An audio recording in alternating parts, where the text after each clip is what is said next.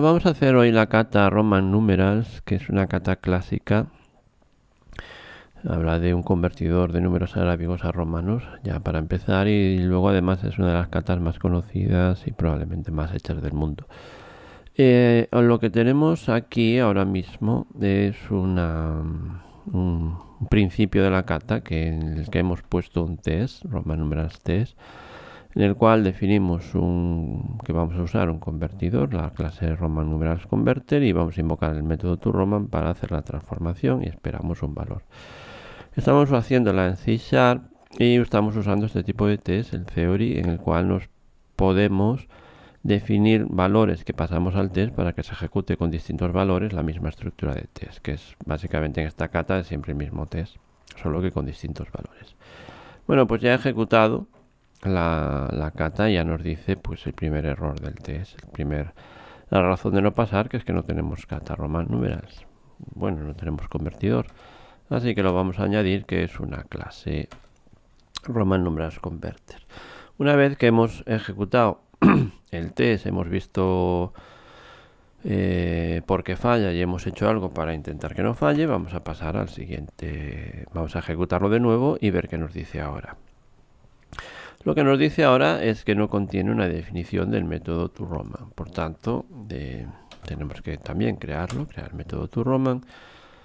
Y será un método que devuelva un string y al que le pasamos un número entero, que será el número arábigo.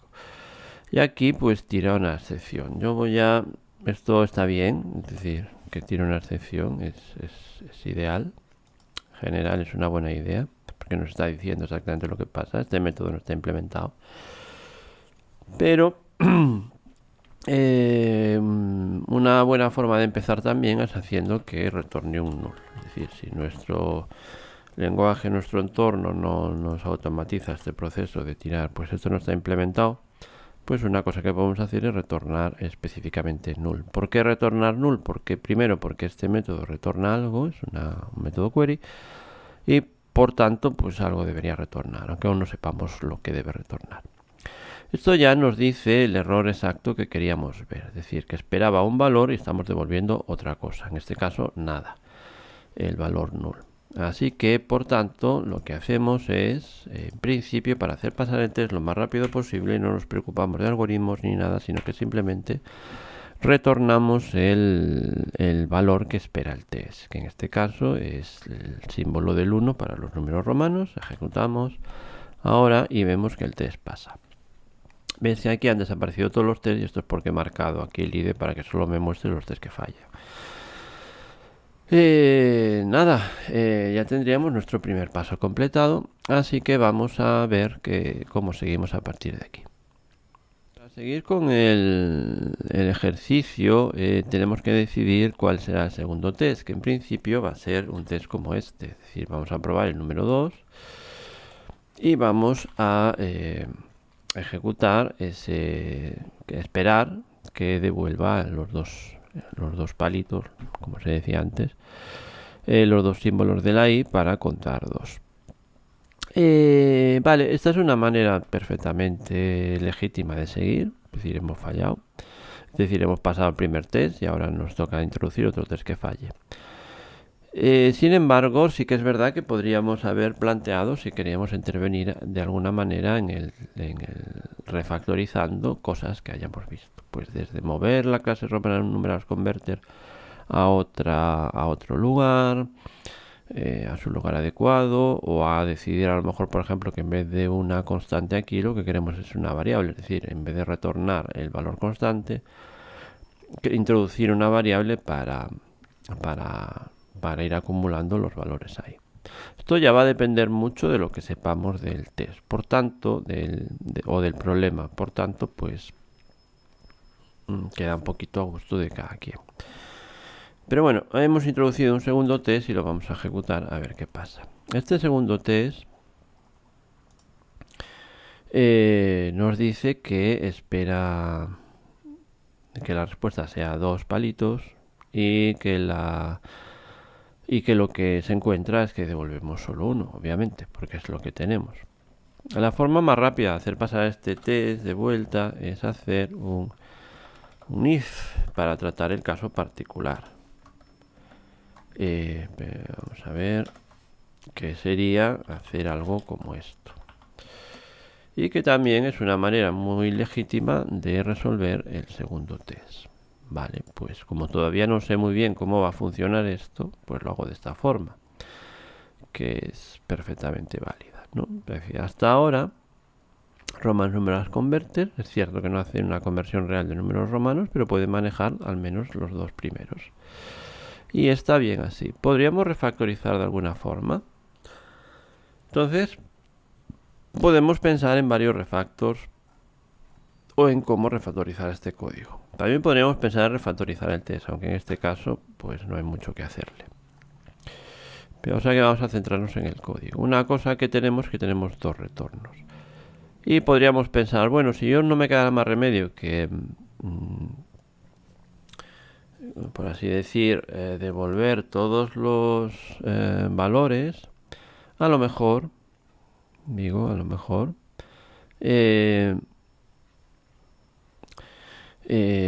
pues me conviene más tener esto en variables y revolver el valor de la variable en el último caso, porque normalmente esto me puede dar mayor flexibilidad y menos cosas que cambiar en un momento dado. Entonces lo que vamos a hacer es cambiar este retorno por introducir una variable, va a llamarse Roman, la vamos a poner aquí y la vamos a inicializar, vamos a poner vacío. Así que aquí en lugar vamos a retornar, no vamos a retornar Roman, sino que lo vamos a retornar aquí, Roman, ¿vale? ¿Y qué pasa? En este caso vamos a hacer que Roman sea igual a 2, ¿vale?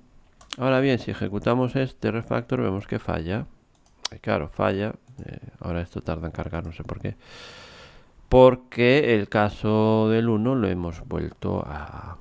O sea, lo hemos eliminado. Pero ¿qué podemos hacer? Pues muy sencillo. Podemos decirle que si el número arábigo es 1, devuelva solo 1. Solo un símbolo del 1. Así que ejecutamos y ahora vemos que pasan todos los tests. Es decir, que hemos arreglado. Y ahora pues podríamos decir, vale, pues de momento esto nos vale. Es cierto que aquí vamos a empezar a encontrar un poco de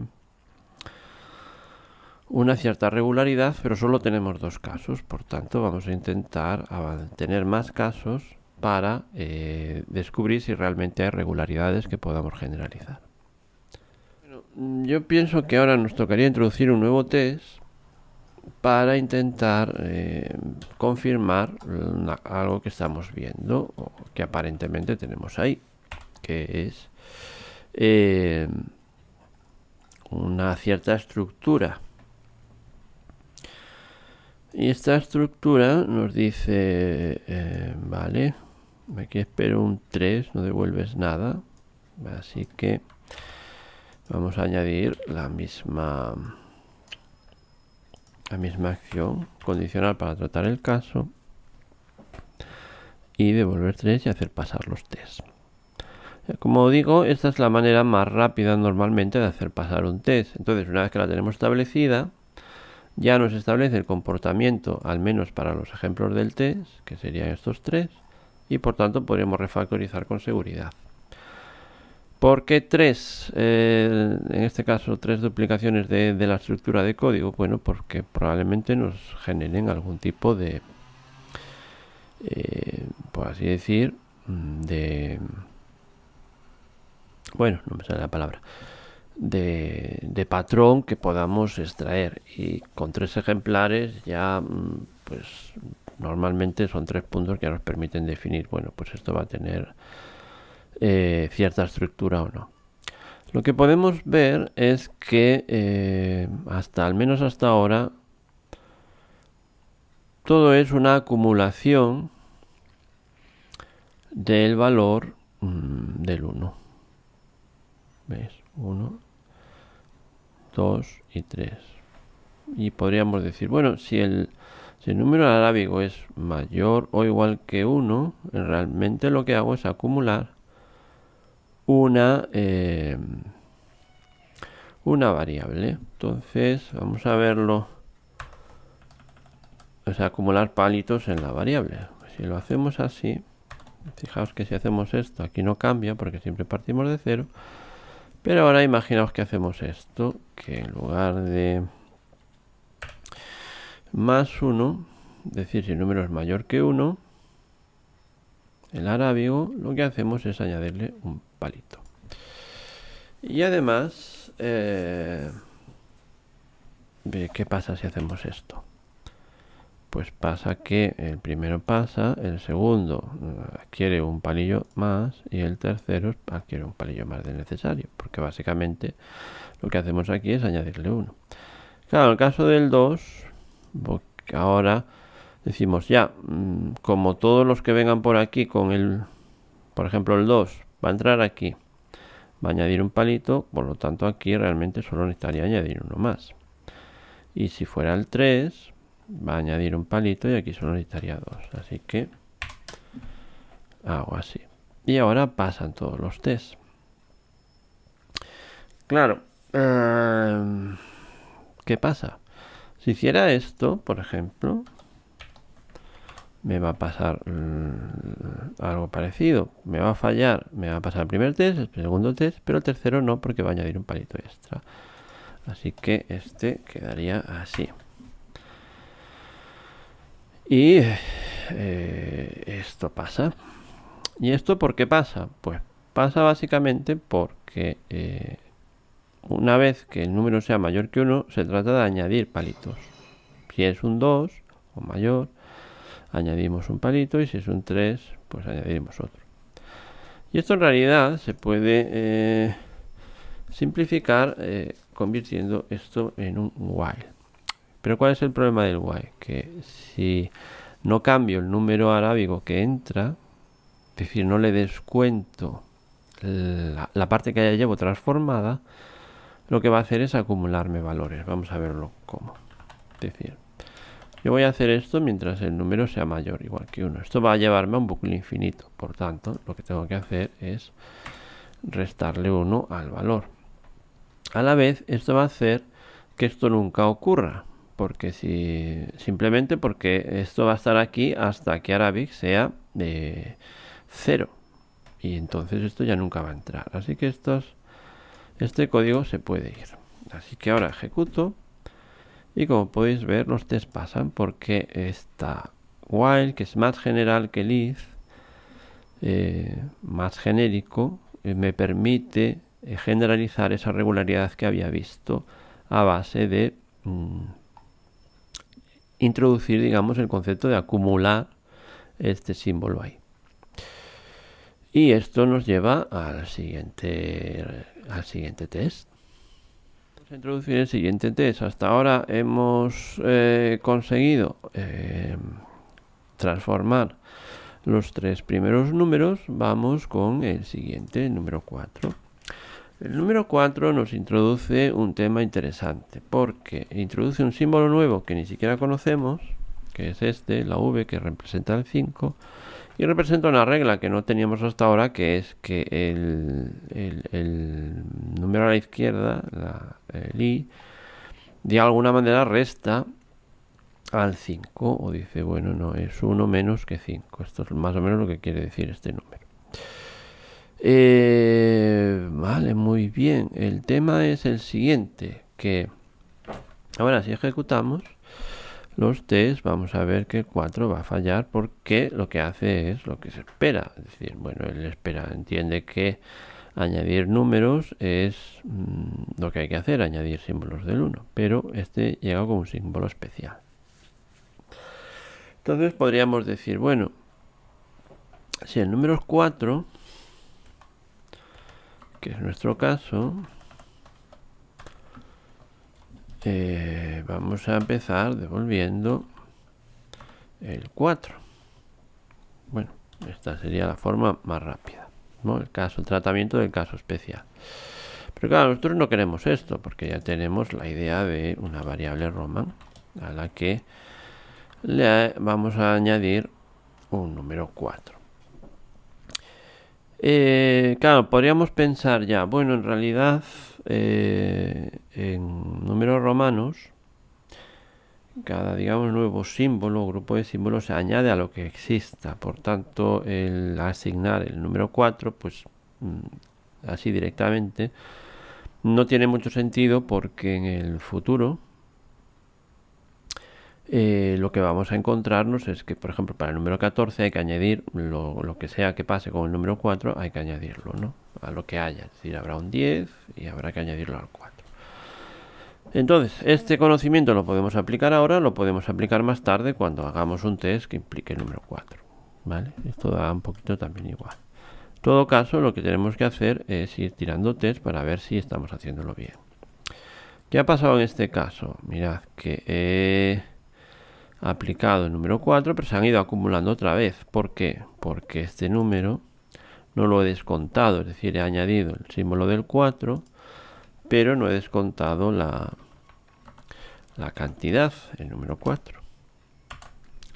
Así que tiro y ahí voy. Y ahora el test pasa. Hay personas que dicen, bueno, pero no tendría que hacer una regla que identificara este valor y que entonces lo descuente del 5.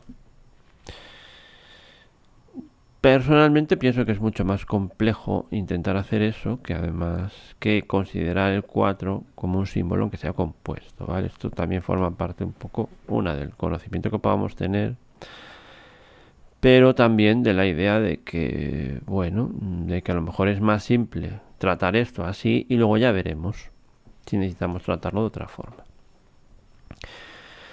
Y ahora tenemos aquí dos estructuras que son similares pero que no son la misma.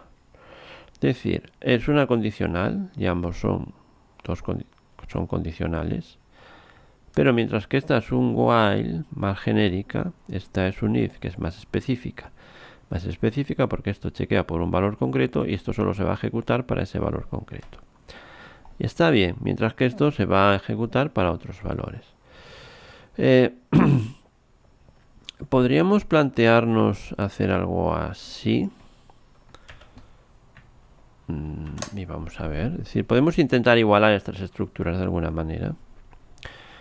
No todavía sacar una generalidad, ¿vale? Sino igualar las estructuras lo más posible. Y esto nos dice que sí. Y si hago un while, por ejemplo, esto también podría pasar. Pues sí, pasan los test. Con lo cual, tengo dos estructuras que antes, que tenían cierta similaridad, pero que he podido transformar a dos estructuras que son idénticas. Lo único que cambian son estos valores. De todas maneras, solo tengo dos copias. Es decir, solo tengo dos duplicaciones. Vamos a esperar a una tercera. He podido igualar, decir, en el sentido de hemos encontrado una cierta similaridad y lo que intentamos es que cosas similares se parezcan lo más posible entre ellas, identificar lo que es igual y aislar lo que es diferente, que en este caso son los parámetros concretos sobre los que se ejecuta. Pero como solo tenemos dos duplicaciones, es decir, dos ejemplares de esta estructura, vamos a ver si en siguientes casos se confirma que esa estructura pues realmente se está repitiendo. Así que vamos a ejecutar el nuevo test, que en este caso es del número 5, que nos introduce este nuevo símbolo. Ejecutamos y falla. Aquí se queda pensando en que falla, que es una pena. Voy a intentar ejecutar otra vez a ver si lo... No. Pero bueno, ya nos podemos imaginar que lo que devolverá será como Arabis mayor o igual que 4, es decir, es un 5, entrará por aquí, descontará y hará una cosa algo así como 1, v y le añadirá 5 menos 4, 1, le añadirá un palito más y quedará una cosa así como iv. Bien, vale, pues vamos a introducirlo. Obviamente podríamos decir, como siempre, empezamos estableciendo el comportamiento esperado con tratamiento del caso particular y vemos qué pasa. Como queremos igualar estructuras, vamos a hacer lo de antes. hacemos que el romano sea la acumulación y aquí restamos 5 porque es el número que, digamos, la cantidad que hemos consumido. Y vamos a transformar ahora la estructura if en una while porque, bueno, perdón, que esto tendría que ser mayor o igual. Transformamos eso, la estructura if en una while. Entonces nos estamos encontrando con que hay un patrón que se repite y que parece funcionar. Bien, antes de pasar ahí, vamos a hacer otro test para comprobar una cosa, porque tal como estamos viendo este código,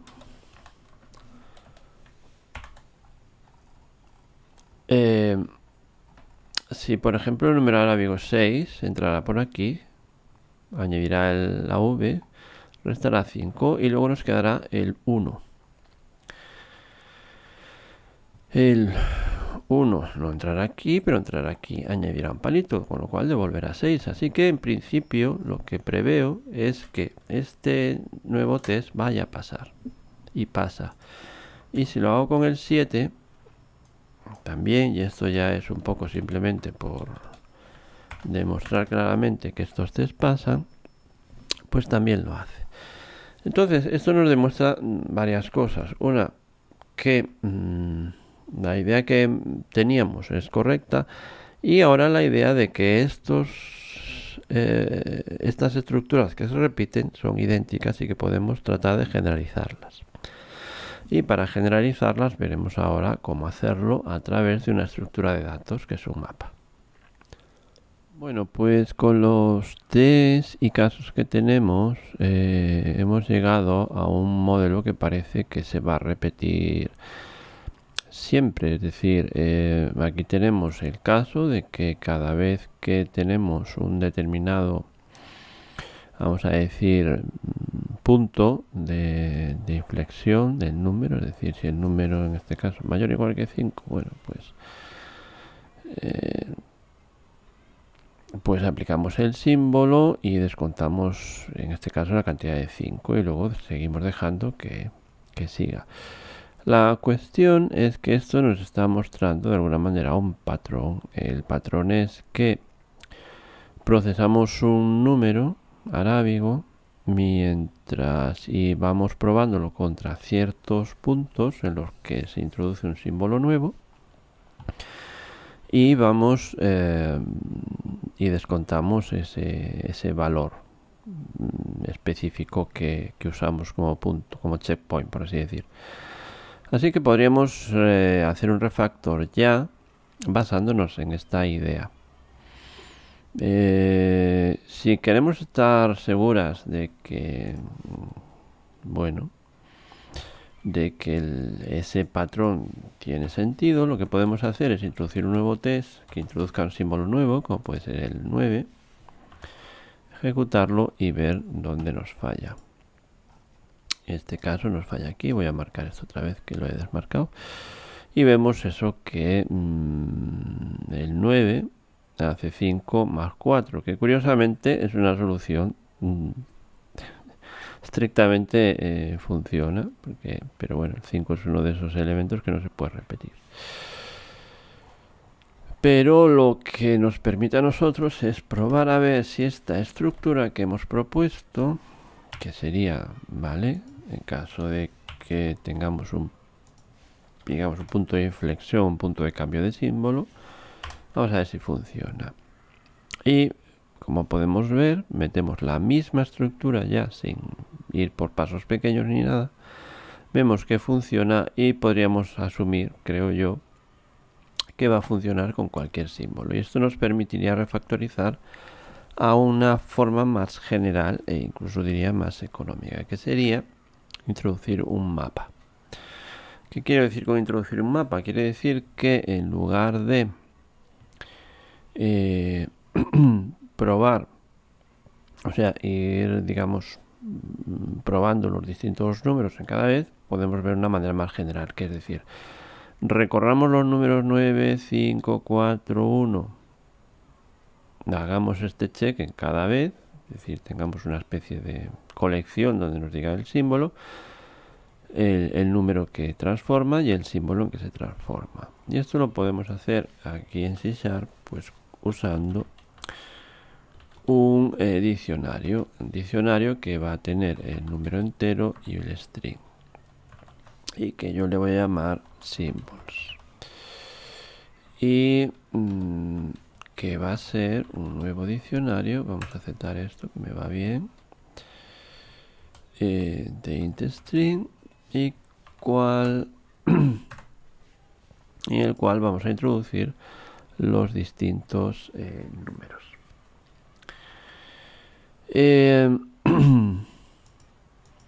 Vale.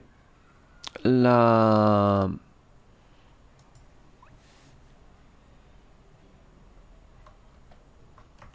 que vamos a meter aquí va a ser pues los números que nos interesan. Lo que pasa es que en vez de hacerlo por el orden habitual, lo vamos a hacer en orden inverso.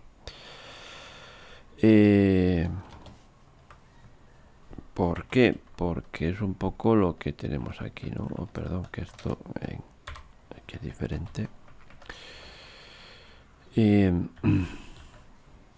Tenemos el 9.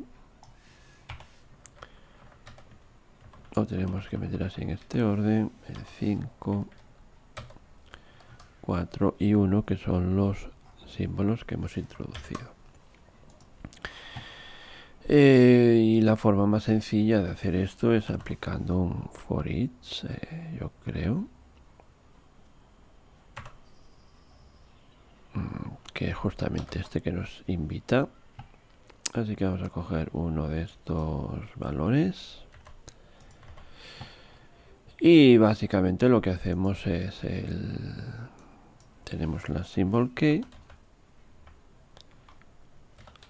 que es la que nos da el valor del número que chequeamos y por tanto el valor del número que descontamos, y la transformación, que será un symbol value.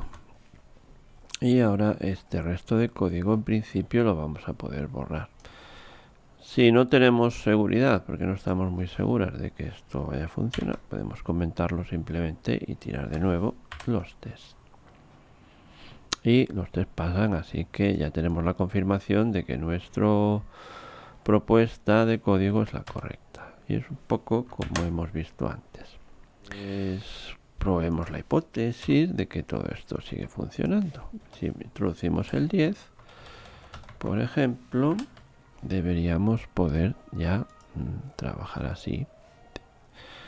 Y no sería más que introducir una nueva línea con el nuevo símbolo. Y ahí estamos. Probemos, por ejemplo, qué pasaría si introduzco el número 14, por ejemplo, que debería darme esto.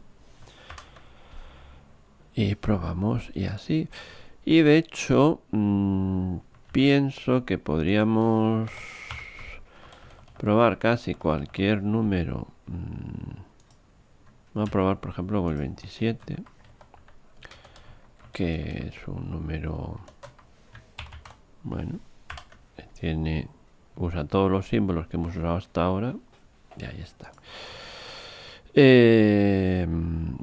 Y si queremos introducir nuevos símbolos, pues obviamente tendríamos que empezar a incluir, por ejemplo, el 40, que tendría que ser XL, y que no tenemos ahí, así que metamos el 40.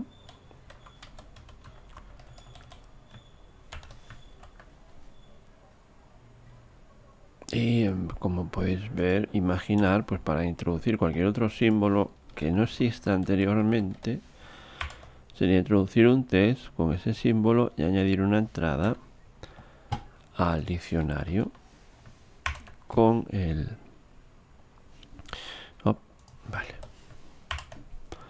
con el nuevo valor. Y básicamente esto es lo que tenemos. Por supuesto, realmente podríamos seguir y seguir, introducir el 100, introducir el 500 y el 1000, que son los símbolos que nos quedan. Y esto funcionaría perfectamente. O sea que si tuviéramos, por ejemplo, números más complejos, los podríamos eh, introducir. Bueno, aquí me pido un cambio de nombre porque debería ser bueno, este read only está bien, y además que sea símbolos por seguir convenciones del lenguaje para indicar que es privada. Vale. Otra cosa que podríamos hacer es hacer pasar esto como una función, bueno, encapsular la clase symbols, encapsular la colección symbols en una clase, etcétera, etcétera. Pero esto ya se va un poquito del objetivo del vídeo.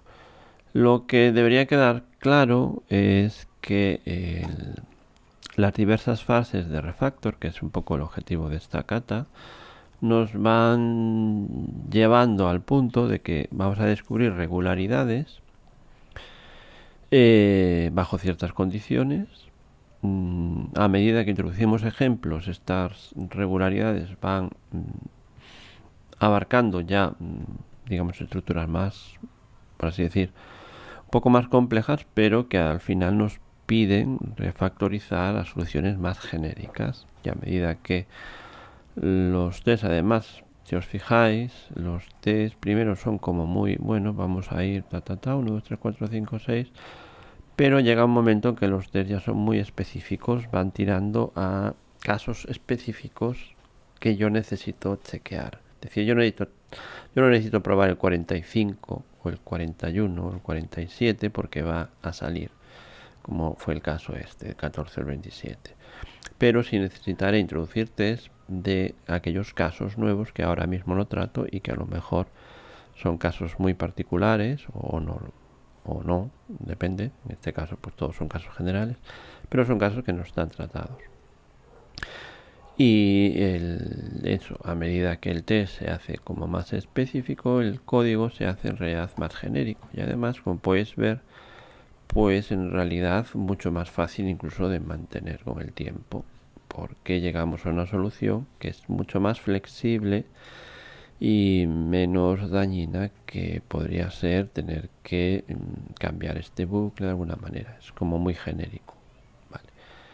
Simplemente usa el uso del diccionario, que en este caso funciona muy bien para introducir esa conversión. Y nada más, esta es la cata Roman Numerals y espero que la practiques y que disfrutes con ella.